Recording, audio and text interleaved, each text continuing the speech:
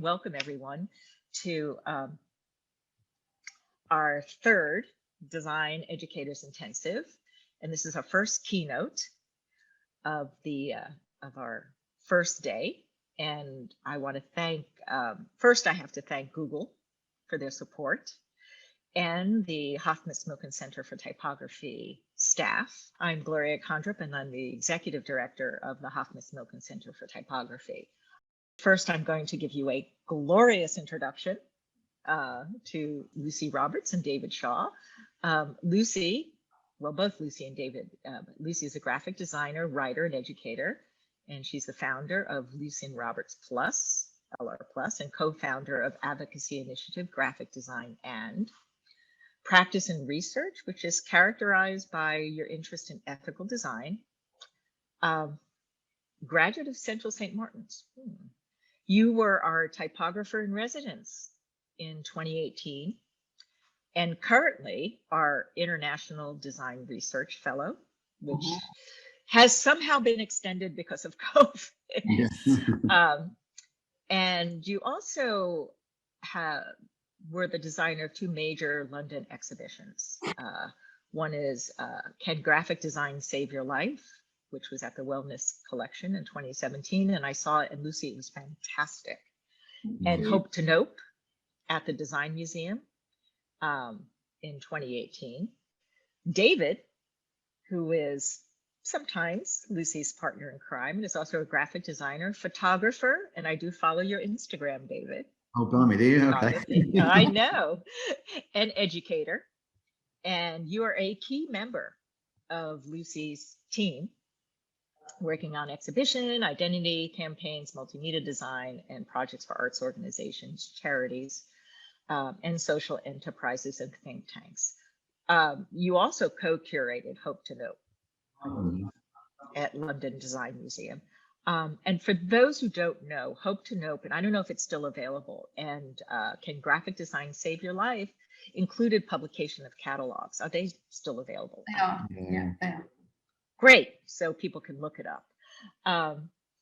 As an educator, David leads the language unit at the University for Creative Arts. But today, why I wanted Lucy and David to talk today is very special as we start our typography intensive with basics. They are going to explore the meaning and research of typographer and teacher Anthony Froshaug. Most influential work, Typographic Norms, sharing their research for their forthcoming book, Typographic Norms 2, and foregrounding the relevance of Froshaugs' work today. So I'm gonna leave you. I will be here. No, I will be here. I will be in the background, but please welcome. Thank you, Lucy and Dave. And I'm so fascinated by the research that you're doing. And I know that COVID has definitely put a little slowing to this. I believe that Anthony Froshaug would have been 100 years old. Yeah. Yeah. Right. But anyway, I'm going to disappear and I'm going to turn the sharing of the screen over to you. And Okay. If you have any problems, don't worry. I'm in the background and I will pop up again and hopefully help you for any of the Q&A. So thank you both. I really appreciate it. Thank you. Thank you. Okay, so before we embark upon our talk, we want you to just see Typographic Norms. It's black, it's quite thin, and inside. And the most important thing is to show you just one of the many foldouts. I hope everyone can see this. Quite large. And we'll be explaining what these are about. Okay, so we're going to share screen. Okay, hopefully you can all see that. Yeah. Okay, so you know about us because Gloria's done a brilliant build up. So as she said, we're talking about this person, Anthony Froshaug, British typographer, born in 1920, died in 1984, practitioner and teacher, taught at various places, but most notably probably Central School or Royal College of Art. And we're going to talk about this, Typographic Norms, which Robin Kinross, who's the great kind of expert on Anthony's work, described as his magnum opus. And we're also going to be telling you a little bit about Typographic Norms 2, which is our book, which will be appearing next year. So I'm going to start off by just talking about this very much from a sort of personal perspective. I mean, I went to the Central School of Art and Design where Anthony taught, but actually by the time I started, he was ill, and so I was never actually taught by him, but I knew all about him because everybody talked about him, and I'd already been attracted to his work because of the prospectus that I'd received when I wanted to apply, which I'm shown there holding, and we're going to talk a bit more about that later. It's even more personal though, this story, because of my dad. So my dad was a typographer too. That's probably why I am, who knows, maybe it's in the blood. And he was a practitioner, but he also taught at the Department of Typography at Reading University. He taught there in the late 70s, early 80s. And here he is, as you can see. He was a great collector of books, and when he died in 2017, I was, as an only child, the only person going through about 5,000 volumes. Pretty daunting prospect, but I was looking for something in particular because I knew that he had a copy of Typographic Norms because he'd shown it to me when I was a student. And obviously, as you've seen, it's thin and black, so pretty hard to find. And I remember very, very clearly the day when I did find it and how excited I was. I probably even sent you a text message at that point. So I took it into the studio and I showed it to Dave, and I showed it to our other colleague, John. Now, John was taught by Anthony, and so already knew a little bit about it. But the two of you sort of persuaded me that the time was right to do something more about Anthony and his work, and most particularly about typographic norms. So in this picture, there's somebody else who's important, and that's Robin Kinross, who we mentioned briefly at the beginning, who is the sort of great expert really on Anthony's work. He was a student at Reading and then went on to teach there. And he wrote this book, this double volume book, Typography and Text, Documents of a Life, published by his own imprint, Hyphen Press, in the year 2000. He also represents the estate, and he's responsible for the archive of Anthony's work, which is now held at the University of Brighton, and it's where we were spending a lot of our time before COVID. And obviously we were there primarily to research into typographic norms, but we have to be honest and say we got really distracted by lots and lots of letters, particularly letters from Jan Schichold, correspondence with him and with Max Bill. Some of these were very revealing, some were quite disturbing actually, but we tried really hard not to get distracted by all this personal stuff and to focus on this, something special, as Robin says, typographic norms. So from our point of view, part of our sort of rationale for doing anything about this actually is that, you know, Anthony still has quite a sort of cult following, but it's quite narrow. And younger designers tend not to know about him. So if you Google him, you get this. You get quite a lot of copies of pictures of Robin's book, and you get a few key works, but it's quite hard to find out about him. So we really think, apart from Robin's book, there's a gap. And it's a gap of accessibility as much as anything. We really want to produce something that is accessible to younger designers and brings his work back to life. His reputation, as Rick Poyner said in I magazine in 2000, is partly through his teaching and what people who've been taught by him have gone on to say about him.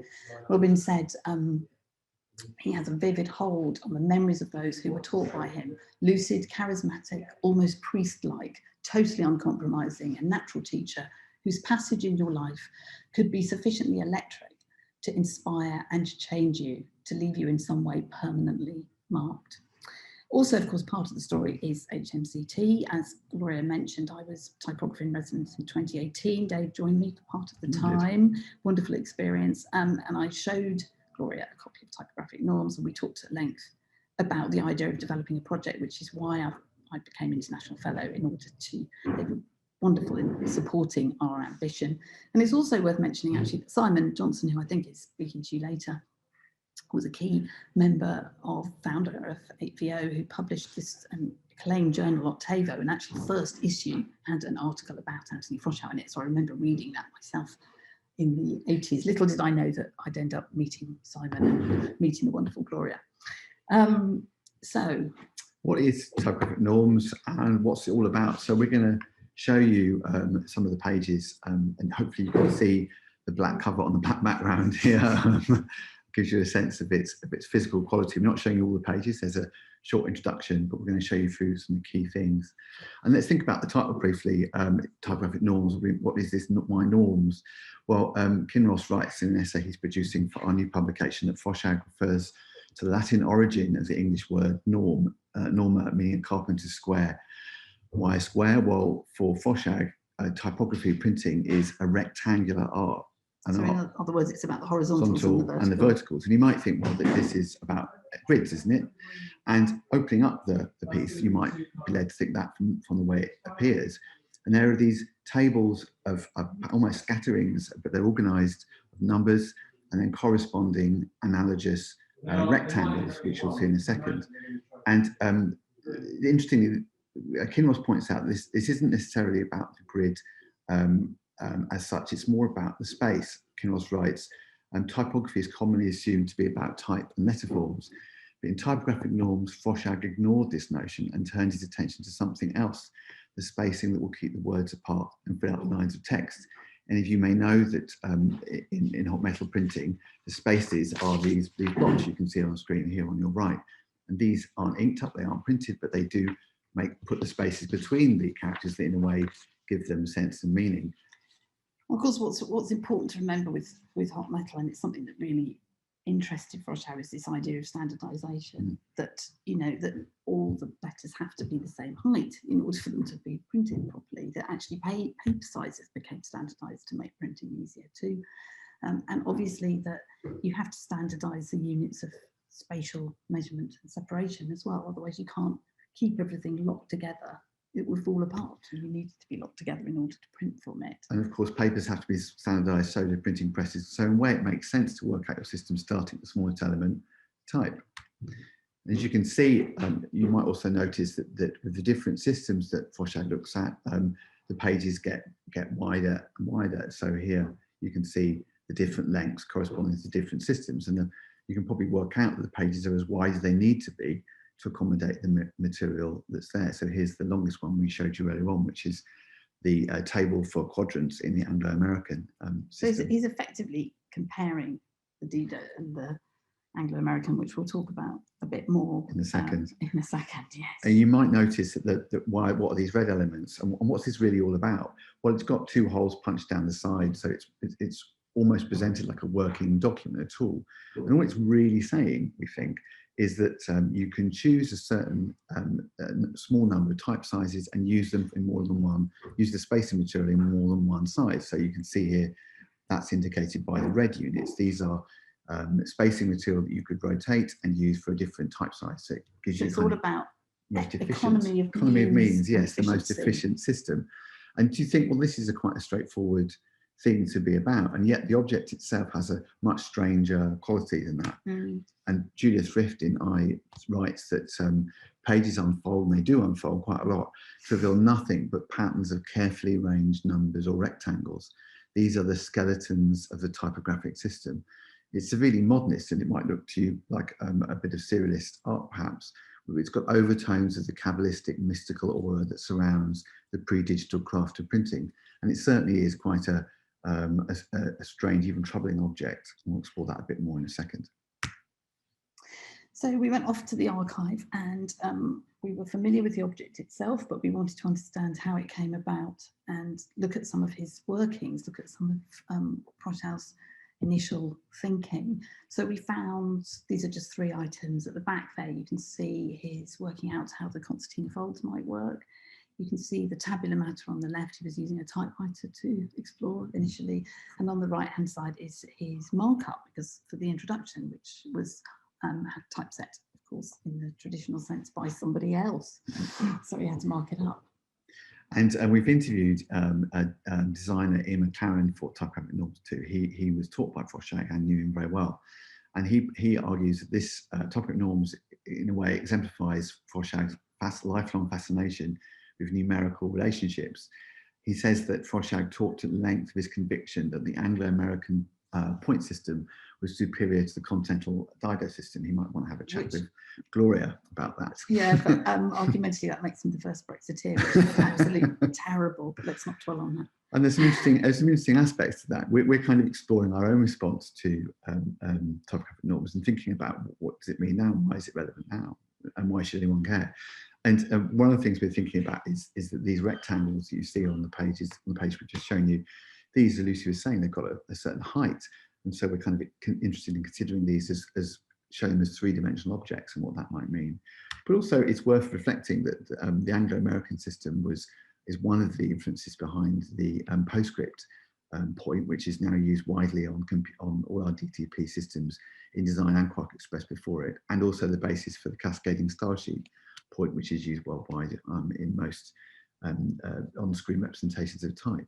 And Froshaug died in 1984, and perhaps coincidentally, this is the year that the Apple Mac came out, the machine most of us use now to design with.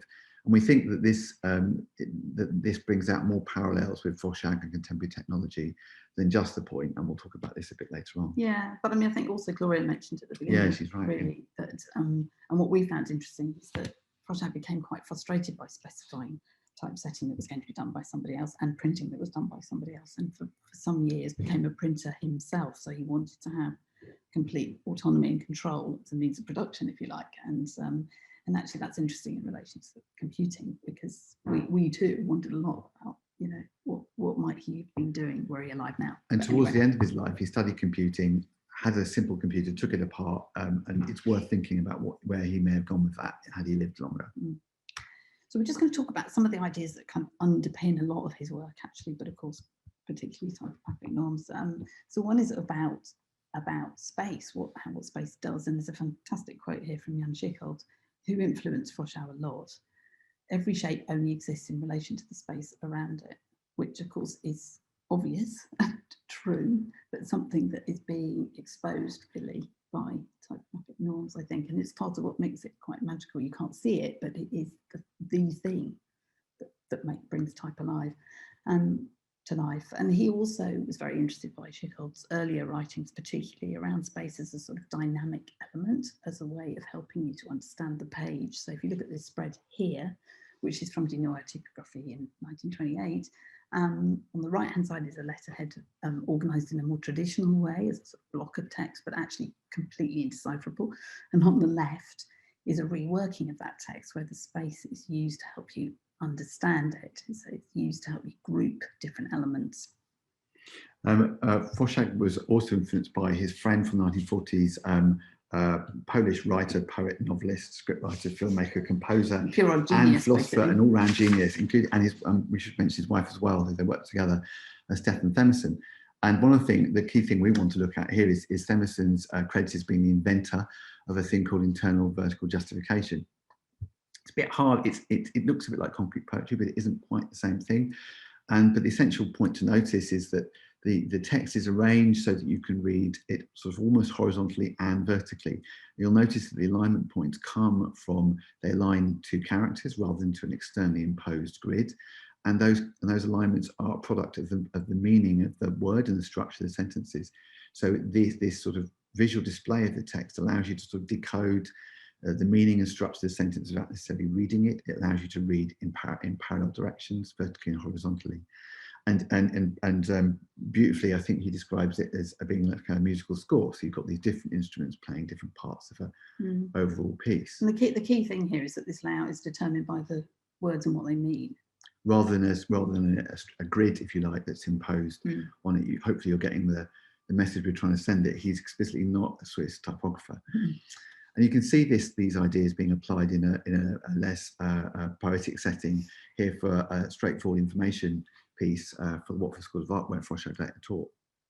And you can see the same thinking being applied here. It's the use of repetition, the use of these alignment points. They're just for straightforward information, but this care means that when you look at this document, you can sort of decipher the structure of it, the key things to look at, where the kind of repetitions are, where the lists are, just by looking at it before you even read. And in a way, the form of the type is a product of the content. And as Kinross says, here and in typographic norms and here, as is often the case, there is a pleasure evident in letting the information reach to find its own dimensions. And And going back to the prospectus that I showed at the beginning, this is really a piece of information design. There are dates from them on the bottom. This is about the different courses and when they were available at the central school. But again, it has this space is dynamic. It feels very energetic, but it's also full of meaning. And that meaning is once you've decided on the system that you're using, it kind of designs itself. Yeah, that's the crucial thing. And this is there's a article Froshaug is well known for called Typography is a Grid, published in 1967. Where he essentially argues this idea that the grid to worry about is the grid that comes from the characters themselves, the letters themselves. And he says to mention both typographic and in the same breath sentence grids is strictly tautologist. In some ways, he thinks that the type and the grid are the same thing. So now just a little bit more about the central school, partly my experience, but also about Anthony as a man. There's this brilliant quote here from a student at the central. I didn't know her. This wasn't somebody who studied at the same time as me, but she says, Froshaug was a mass of contradictions, an intellectual who worked with his hands, a thinker obsessed with clarity, who always took the long way around any problem, the possessor of a voice like an announcer on early BBC recordings, yet perpetually broke, a man of persuasive aristocratic languor with oppressively tight, tiny, even handwriting, a keeper of minute, here you go, and exact records in his file of facts with a chaotic personal life. So these two images, in a way, we've chosen to represent the extremes of who Anthony, as we understand it, was. One of the things that was fantastic for me as a student at the Central was that in the comp room there were lots and lots and lots of pieces of his work lying about because he was ill and people thought he might come back at that point. And those included these sort of amazing markups and specifications and comments on student projects, which is what you're looking at here. So this is a fantastic example of the minute writing and tiny typewriting, but also the precision and the care about the detail. The photograph bottom right is from our friend John, taken in the pub, the Enterprise, which is around the corner from the Central School, where Anthony did most of his teaching. Now, actually, most teachers taught in the pub at the time, That's so true. we're not passing a comment, but I think it's true to say that Anthony is quite a controversial figure as a teacher in that he did seem to have his favourites. He didn't suffer fools gladly. He could be quite difficult and very exacting. And I think that's why, on the one hand, people adored him and others felt quite troubled by him, really. And at points he could be quite unreliable, which we'll talk about later. So the other thing really that I found very interesting as a student was this idea of the minimal, taking a minimal approach as opposed to minimalism and Swiss typography and so on. So what you see here is a few postcards that he did where you can see, first of all, that the colours are red and black. He didn't only use red and black, but he predominantly used red and black. And also that when he was a printer himself, he had very few typefaces, partly because of lack of money, but actually also I think he liked that discipline. And also he's very well known for using Gill. That Gill was really one of his favourite fonts. And of course that's a humanist sans serif issued by Monotype in the late 1920s. Eric Gill was a British typographer, type designer, and it's kind of quintessentially English. And I think it's partly what gives Anthony's work a look that is so different to what was happening on the continent. If you think about the idea of the type as a grid, where the design is a product of the content, and Gill has a kind of root, some of its roots in handwriting, this idea of a more personal touch somehow seems appropriate. And thinking about this card, which shows Froshaug's type collection, and you can imagine that as these physical trays, it need to take up a lot of room, obviously quite expensive. And interestingly, Froshaug somehow put this minimalism into practice in his own life. For a couple of years, Ian was telling us, Froshaug lived in Cornwall. He lived in a cottage with no electricity or running water, and he operated as a modest printer typographer with his own press, designing his own small pieces of work, mainly these little A6 cards, using Gill, as you can see, and constructing the type himself and printing it himself. And in some ways, he was doing what we all now do with our computer. We're the kind of designer and the creator of the artwork. And in some ways, that's what makes him somebody who can experiment in the way that we all can, a predecessor to who we all are now. So a bit on the background of and how typographic norms came about. There's a loose leaf sheet at the front that you can see on the left, which I saw as a student and stupidly didn't notice there's a huge 3 on it, which obviously, when we looked into it, means that Typographic Norms was the 3rd in a series of publications. Not all designed by Anthony, though. He only designed number 3. And these publications were the joint initiative of what we now know as DNAD, which is the award-winning body. Started in 1962, first award ceremony in 1963. And the idea was that these pieces would foreground some of the work of winners of awards. Anthony wasn't one of those, I have to say, but he did know a lot of the people involved in DNAD. And it was also the work of a printers called the Keynote Press, who were in Birmingham, owned by ICI. And they were, there's one book about them actually, which we've looked at extensively in our research by Caroline Archer. So it's interesting because they were printers for ICI, the company, but they also had a very important person in their midst, Roger Denning, who ran the design department. And Denning, obviously at the time, was marketing the services of the Keynote Press to potential clients. And more of those clients tended to be designers, and they would often be the people choosing the printer, or at least partly choosing the printer and commissioning the work. And as part of those efforts, Denning, Keynote Press produced these diaries. You can see it on the top. And you can see, probably work out the sort of, they really reflect the sort of hip style of the time. But in 1963, Denning, Keynote Press decided to instead commission these essays on design from leading designers at the time that Lucy mentioned, one of them being Terence Donovan. And this is part of a time when new technologies are emerging. You've got, as Caroline Archer says, new design magazines. There are new tools like the fiber tip pen, invented in Japan. Letraset, hooray, love Letraset. And printing was, as we sort of touched on, printing was moving from a craft-based activity to something much more technology-led, much more industrial. And in a way, design was becoming much more an important thing in the public mind, and designers were becoming more important figures, perhaps, as well, in this communication sector. In his diary, interestingly, from 1964, Donovan says, discuss design and photography with Bob Gill and Roger Denning. So there's a nice little tie-up. So effectively, these essays were sort of promotional marketing material for printers and for DNAD, and yet they're rather wonderful. And some of them are very rare. So we've managed to track down copies of all of them, including a couple in Lucy's dad's archive. And we're just going to briefly talk you through them. So we'll start with this one, which is by art director Tom Walton, photographer Whitman Klein. Billboards from 1963. This was the first one. We've only found one copy at the moment. So if you've got one, give us a call in the British Library. And it's quite damaged, I'm afraid, but it's this long concertina fold piece. Full colour photography on one side, black and white photography on the other. And its response to Ogden Nash's verse, I think that I shall never see a billboard lovely as a tree. Indeed, unless the billboards fall, I'll never see a tree at all. And I think it's trying to show how beautiful, in a way, advertising is worldwide. So the next one is by Bob Gill. It's called Bob Gill's New York, produced in 1964. It's a very personal account of his home city. All images. He was an illustrator and designer, obviously one of the people instrumental actually in setting up Pentagram, really.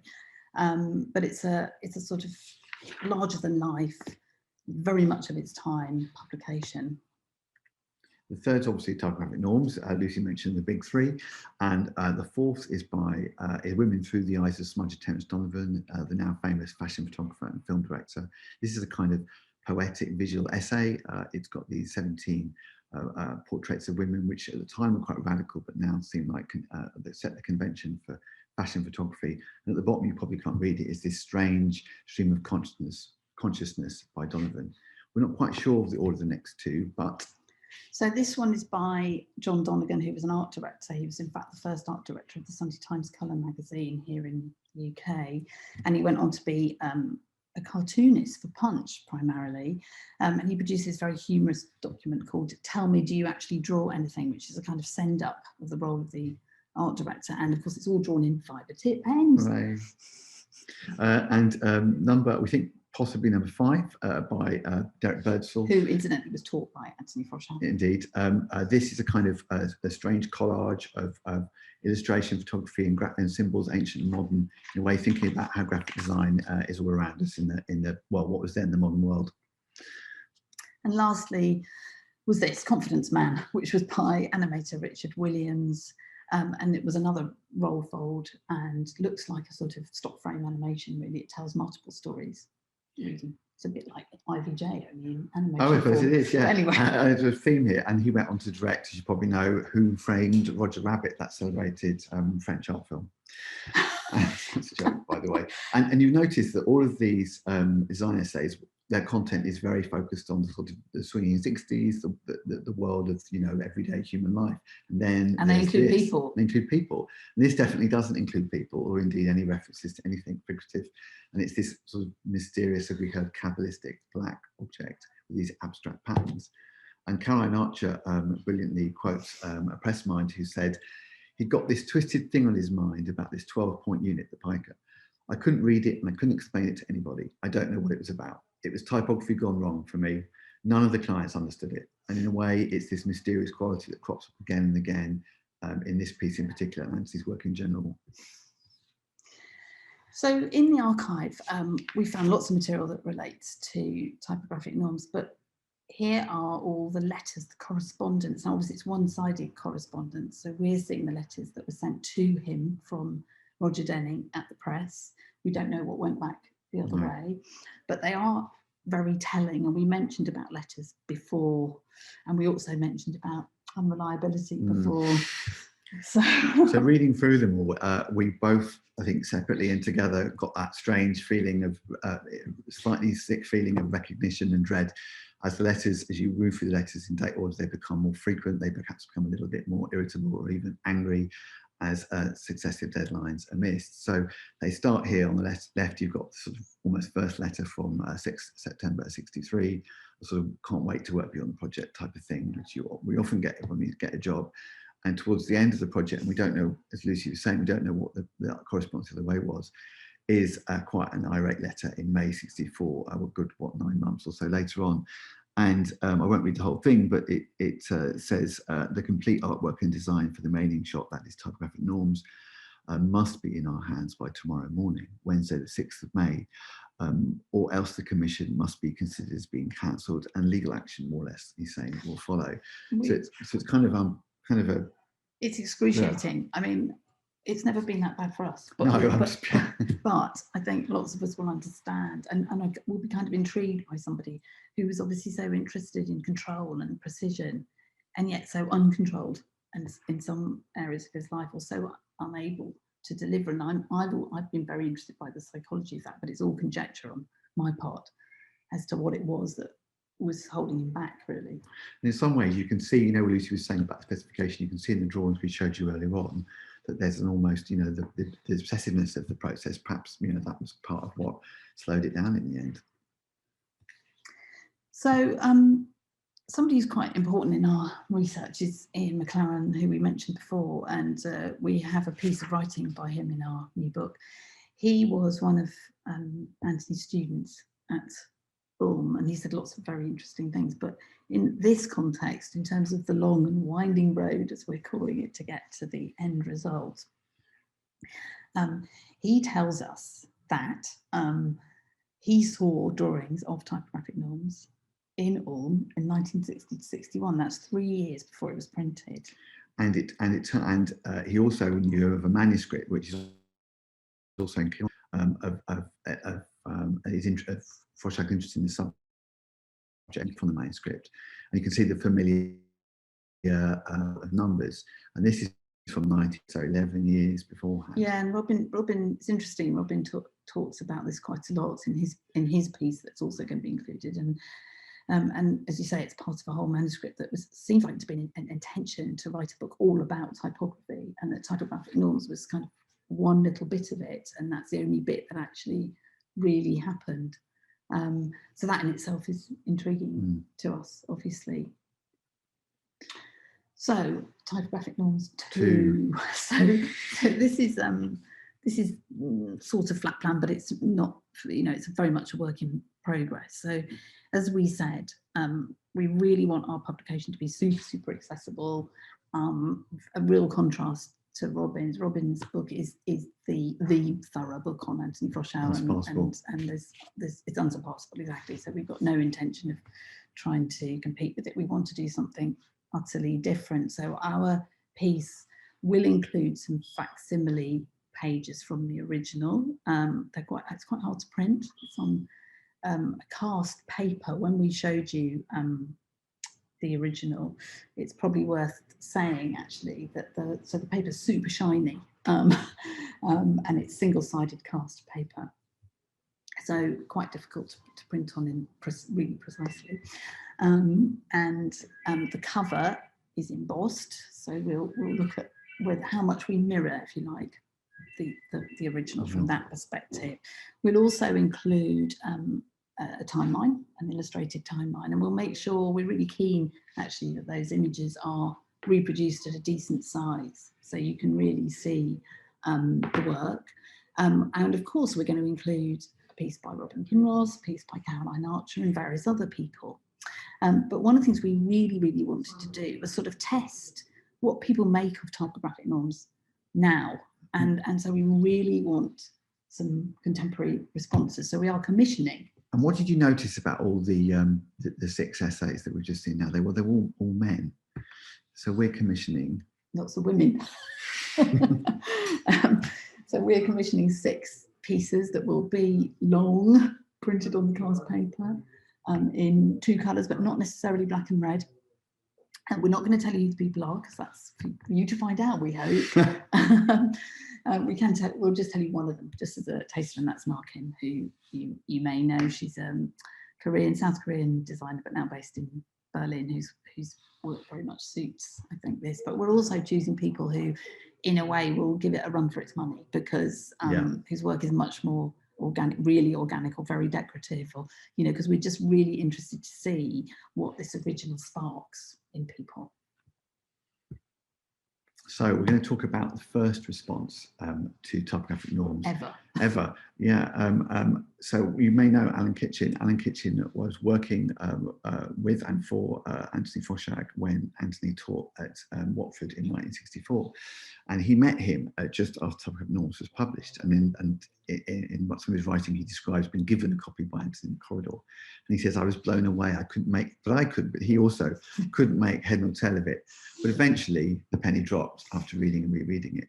And interestingly, 6 years later on, Alan produced his own response to the typography manual. So I don't know if you can see there, the cover's white. It's also embossed, the title, but it's running vertically. Run horizontally. Yeah. And it's a sort of exploration, actually, of the typefaces that were parts of the experimental printing workshop that he and Anthony had set up at Watford. And there's a really lovely postcard that he has from Anthony. Anthony approved. It's written from the Lamb, which is another pub near the Central School in 1970. And I won't read out the whole thing, but he thinks it's one of the most beautiful books he's ever seen.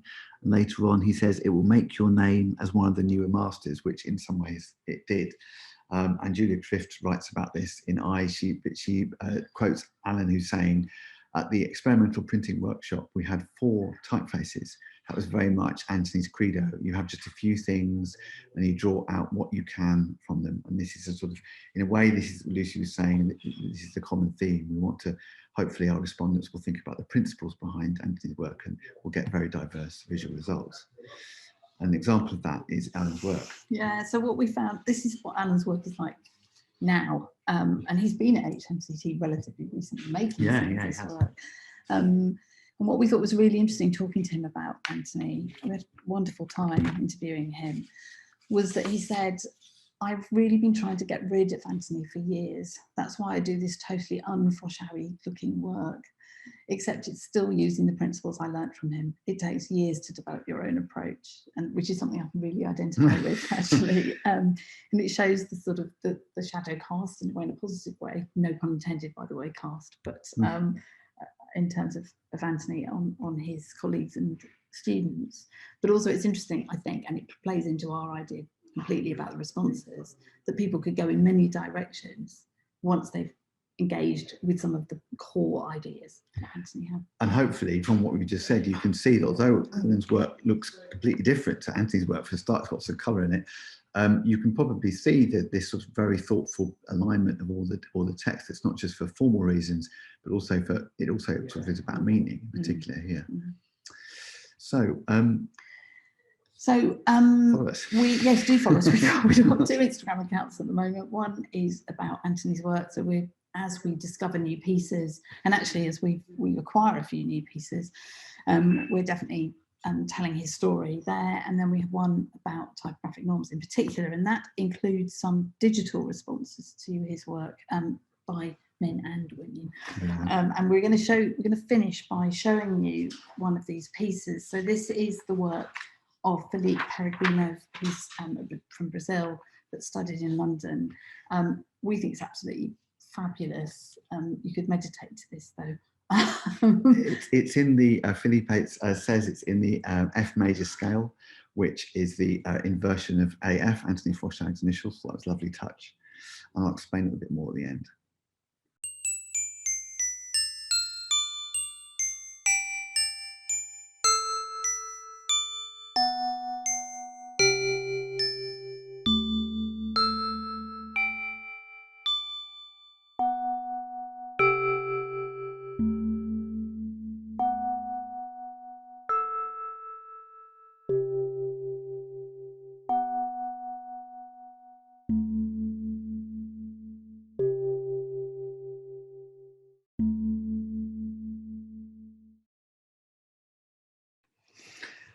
That's beautiful, isn't it? Amazing. As you've probably worked out, the pitch drops with the type size. The pitch gets lower as the type gets heavier, physically heavier, Literally, yeah. of the 42 notes. And you probably notice when the red blocks come up, as you remember, these are the type sizes that can be used in more than one location. You get the kind of a chord because you get more than one note at the same time. So we think that's a really, in a way, a beautiful, simple evocation of typographic norms. But sort of taking it to a different level, which is fantastic. An amazing piece of work, yeah, really beautiful. So that's the end. Hello, Gloria, are you there? I'm here. Wow. Hope it made sense. It does make sense. I think, in terms of relevancy, I think you talked about, what you find is his relevancy in terms of computational design today. Have you come across any opinions or comments from either Robin or Alan? I mean, it's really interesting, Alan, when you show Alan Kitchen's work. I've worked with Alan, of course, as you know, in the press, and it's very interesting when you're working with Alan.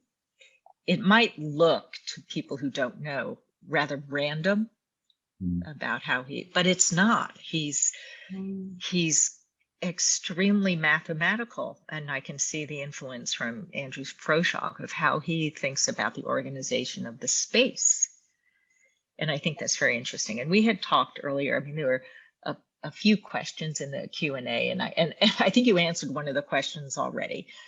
What makes British, and this is great, British typographers, what distinguishes a British typographer from those in mainland Europe? And you answered it beautifully, Gill sounds.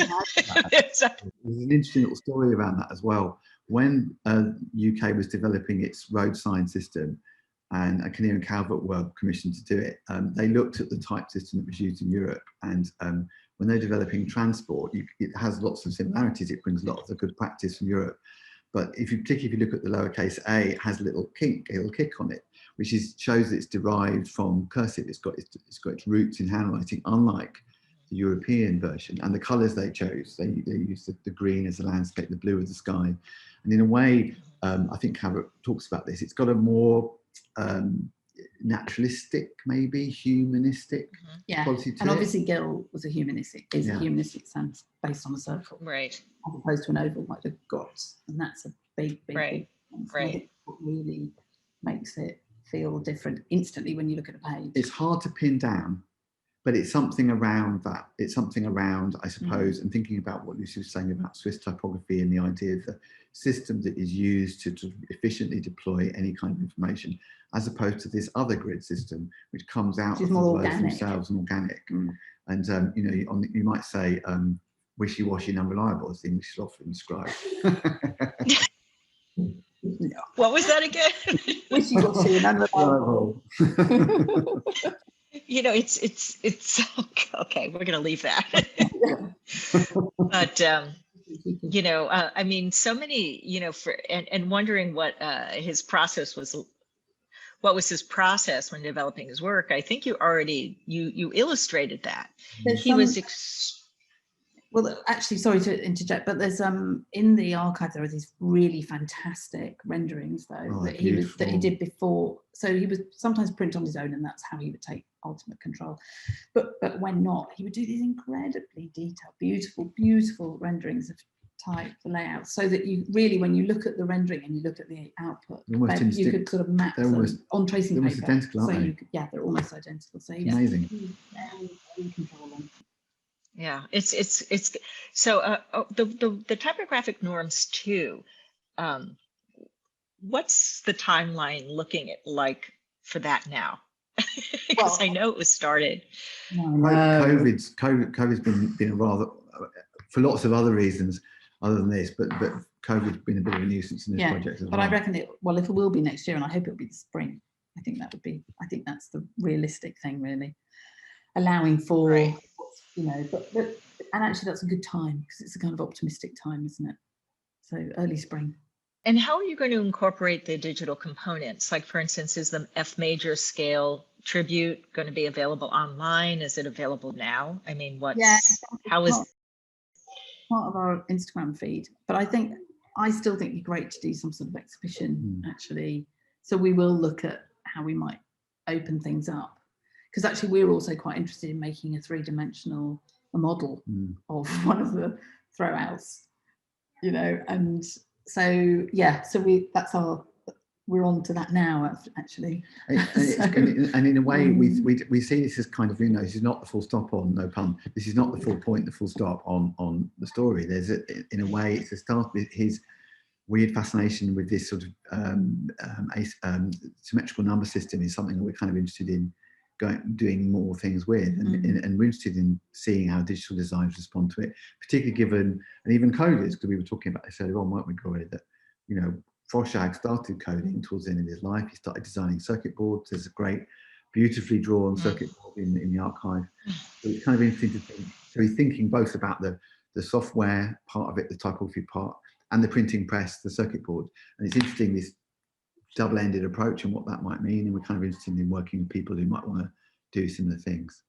It could be rather interesting to see if the circuit board was ever completed with his notes, where it would take. And I think he has, it's very interesting when I look at his work, it has the underpinnings of generative typography.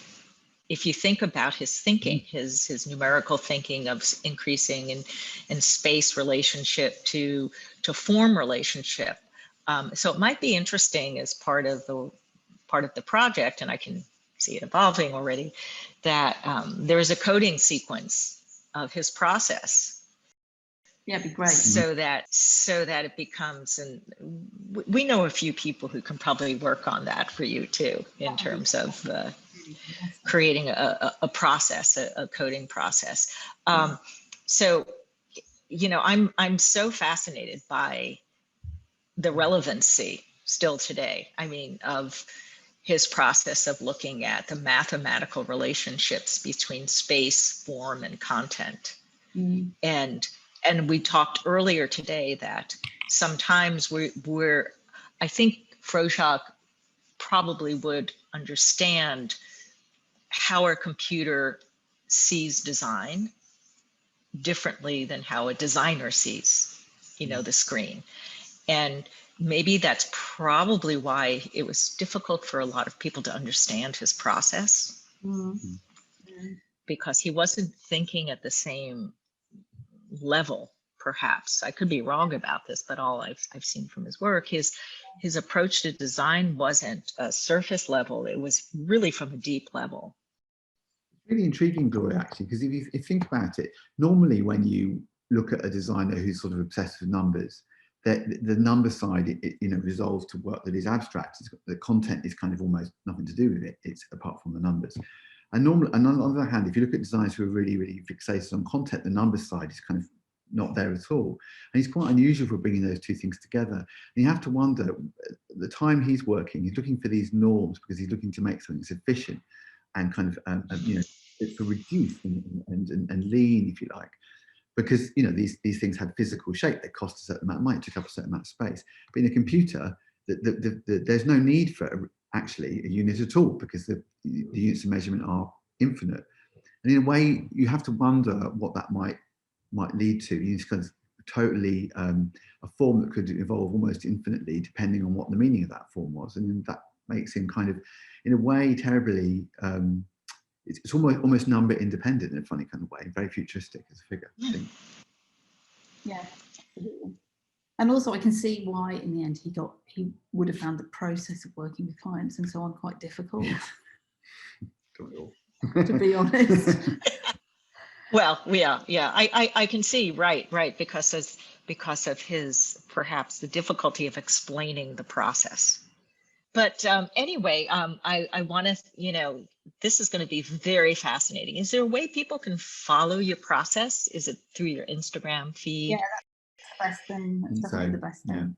Yeah, absolutely. I want to thank you again. Oh, thank you, as always. No, it's a delight as always to have you both here, and I can't wait to get back to London and perhaps join you in Brighton, which is what we were supposed to do before this.